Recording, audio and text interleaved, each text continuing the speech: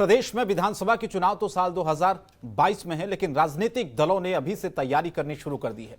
राज्य में सत्ताधारी बीजेपी की तो लखनऊ से लेकर दिल्ली तक लगातार बैठकें चल रही है और इसी सिलसिले में भारतीय जनता पार्टी के राष्ट्रीय महासचिव संगठन बीएल संतोष और यूपी के प्रभारी राधा मोहन सिंह कुछ ही दिनों के अंतराल में दूसरी बार लखनऊ पहुंचे हैं।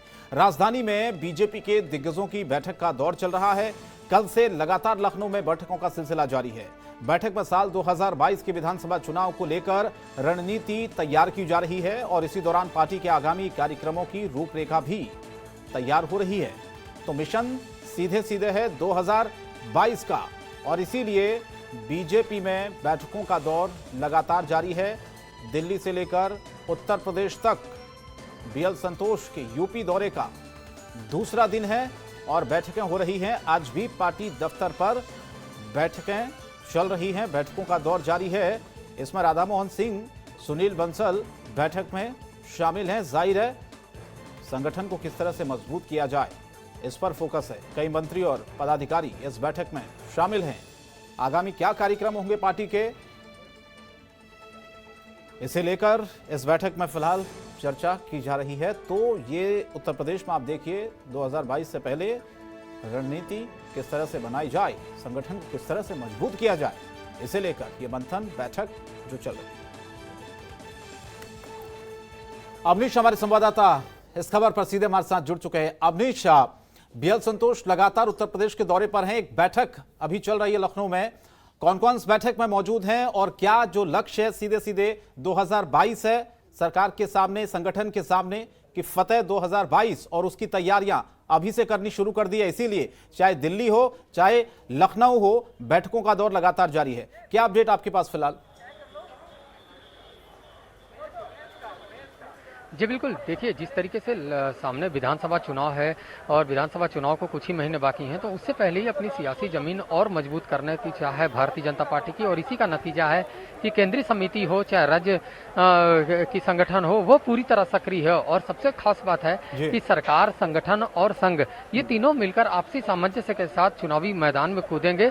लेकिन उससे पहले जो आज बीएल संतोष की बैठक हो रही है, सुबह 10 बजे यह बैठक शुरू हो गई थी और इस बैठक में तमाम जो क्षेत्रीय मंत्री हैं वो पहुंचे हुए थे, तमाम जो पदाधिकारी हैं वो पहुंचे हुए थे, सांसद, विधायक सभी ने उनसे मुलाकात की और उन्होंने अपनी तरफ से साफ किया है कि किसी भी तरीके से 2022 में भारतीय जनता पार्टी की फिर से सरकार बनाई जाए, इसको लेकर अभी से तैयारी की जाए। लेकिन शाम को सबसे अहम बैठक जो है वो कोर कमेटी की बैठक है, जिसमें मुख्यमंत्री योगी आदित्यनाथ को पहुंचना है और उनके साथ ही दोनों डिप्टी सीएम मौजूद होंगे, सरकार के तमाम वरिष्ठ कैबिनेट मंत्री मौजूद होंगे, पदाधिकारी मौजूद होंगे। तो स्वाभाविक सी बात है कि इस बैठक में तमाम एजेंडे रखे जाएंगे और जो मंत्री होंगे उनको काम का रिपोर्ट सौंपना होगा। उससे पहले आप सबसे जो अहम चीज है वो अहम है कि मुख्यमंत्री योगी आदित्यनाथ के आने के पहले यहाँ पे अलर्ट जारी कर दिया गया है और वहाँ पे पूरी तरह जो व्यवस्था है वो बना ली गई है। तो आपको दिखाते हैं तस्वीरों में कि किस तरीके से यहाँ पे तमाम जो पुलिसकर्मी हैं वो मौजूद हैं और पूरी तरह जो पार्किंग है उसको खाली करवा दिया गया है, क्योंकि मुख्यमंत्री योगी आदित्यनाथ की सिक्योरिटी यहाँ पे पहुँच चुकी है।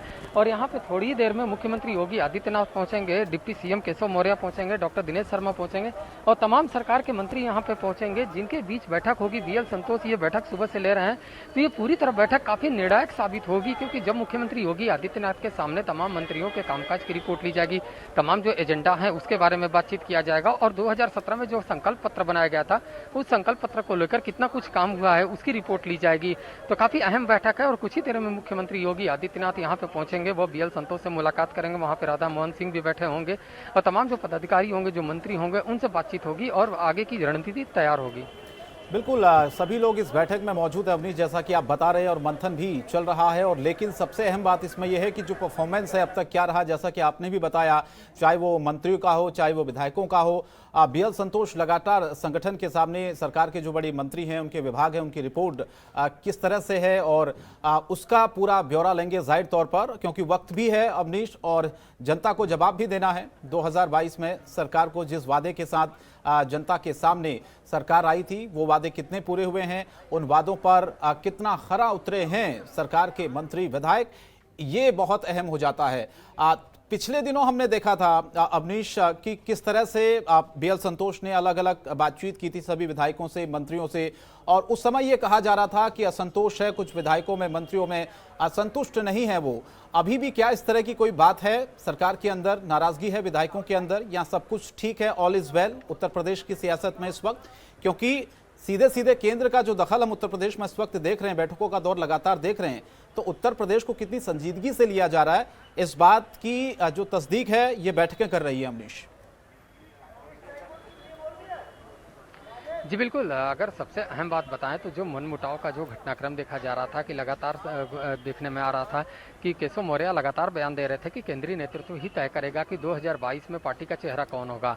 उसके बाद आज जिस तरीके से संघ के लोगों के साथ मुख्यमंत्री योगी आदित्यनाथ ने केशव मौर्य के घर उनसे मुलाकात की, उनके घर पहुंचे थे और करीब 1.5 घंटे की ये मुलाकात रही है। तो इस 1.5 घंटे की मुलाकात में कहीं ना कहीं जो नाराजगी है उसको दूर करने का काम किया है और एक तरीके से सियासी मैसेज भी दिया गया है कि डिप्टी सीएम और मुख्यमंत्री के बीच में किसी प्रकार का विवाद नहीं है, किसी प्रकार का खींचतान नहीं है, क्योंकि अमूमन लगातार कयास लगाए जा रहे थे कि दोनों के बीच में कुछ खींचतान है, तमाम जो संगठन के लोग हैं उनमें नाराजगी है। तो इस नाराजगी को दूर करने के लिए खुद बीएल संतोष लखनऊ में मौजूद हैं और केंद्रीय नेतृत्व भी इस पर पूरी निगरानी रखे हुए है कि किसी प्रकार से उत्तर प्रदेश में किसी प्रकार की मनमुटाव की घटना नहीं होनी चाहिए, मनमुटाव की बात नहीं होनी चाहिए। सरकार की जो भी योजनाएं हैं, जो भी विकास कार्य हैं और राष्ट्रवाद का जो मुद्दा है, इन्हीं दो मुद्दों को लेकर वह विधानसभा चुनाव में उतरने की चाह है।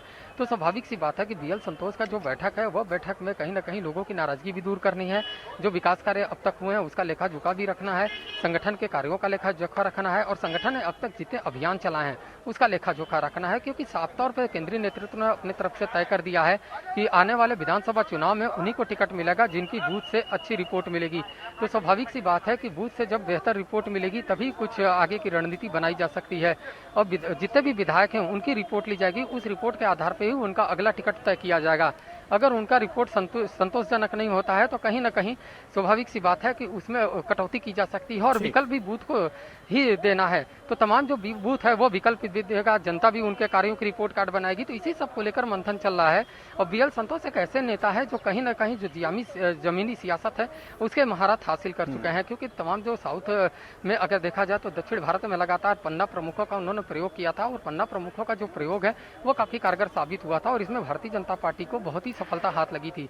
उसी के जरिए जब पिछले दिनों जब खुद भारतीय जनता पार्टी के राष्ट्रीय अध्यक्ष जेपी नड्डा उत्तर प्रदेश के दौरे पर आए थे तब बीएल संतोष भी वहां पे थे और उन्होंने पन्ना प्रमुखों की बात की थी कि पन्ना प्रमुख कितने मतलब कारगर साबित हो सकते हैं, पन्ना प्रमुखों की तैनाती के लिए क्या रणनीति बनाई जा सकती है। तो इन्हीं सब रणनीतियों को लेकर बीएल संतोष मंथन कर रहे हैं और लगातार नाराजगी दूर करने के साथ ही साथ 2022 के जो विकास का एजेंडा है, जो चुनाव का एजेंडा है, उसके बारे में भी बातचीत कर रहे हैं। जाहिर है चुनाव का एजेंडा सामने है और साथ साथ फोकस सीधे 2022 अवनीश और सीधे इन बैठकों के जरिए जो तेजी देखी जा रही है उससे भी ये समझा जा सकता है। फिलहाल बहुत बहुत शुक्रिया इस तमाम जानकारी के लिए हमारे साथ जुड़ने के लिए।